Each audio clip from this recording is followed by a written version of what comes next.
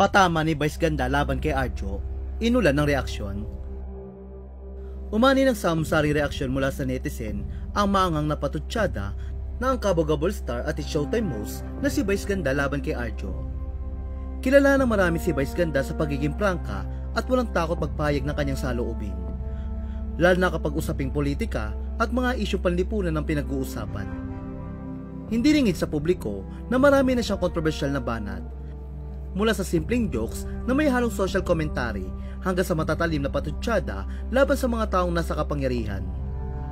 Sa loob ng kanyang mahigit 2 dekada sa showbiz, nanatili siyang boss ng masa. Laging gumagamit ng kanyang platform para tuligsain ang mga maling gawain na nakikita niya sa lipunan. Madalas niyang sabihin na ang pagpapatawa ay hindi lang para magbigay saya, kundi para magmulat din ang mata ng mga manonood. Sa bawat pagkakataong binibigkas niya ang kanyang mga opinyon, may kasamang kiliti at katotohanan.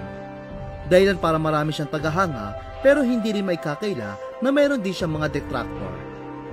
Kung mayroon isang personalidad sa showbiz na hindi natatakot sa epekto ng kanyang mga salita, si Vice Ganda na nga iyon. Sa halip na umiwas, mas lalo pa niyang ginagamit ang kanyang boses para ipakita ang kanyang paninindigan. Hindi na bago ang ganitong estilo niya. Sa mga nakaraang taon, ilang beses na rin naging viral ang kanyang mga pahayag. Kung minsan ay tinitingnan bilang banat, kung minsan naman ay seryoso komentaryo. Kaya hindi nakapagtataka na muli na naman pinag-usapan ang kanyang isang matalim na patutsyada sa Showtime kamakailan. Isa nga sa mga pinasaringan ni Vice ay ang Mr. Niming Mendoza, ang aktor at ngayong Quezon City First District Representative na si Arjo Atayde.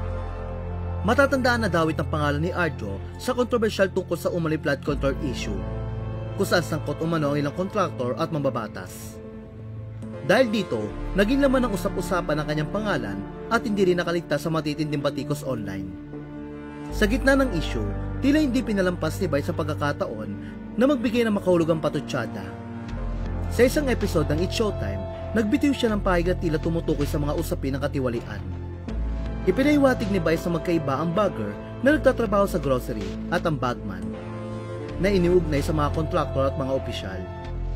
Aniya, sino dito may bagger, may bagman? Hindi professional yun. Yung bagger, professional yun. Yung bagger may ahensya.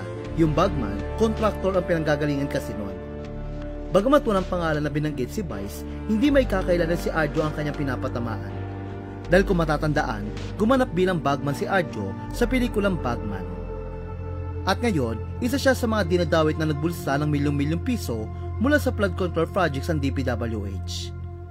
Umani nga ng reaksyon mula sa netizen ang patama ni Vice na anila ay swak na swak umano para kay Arjo.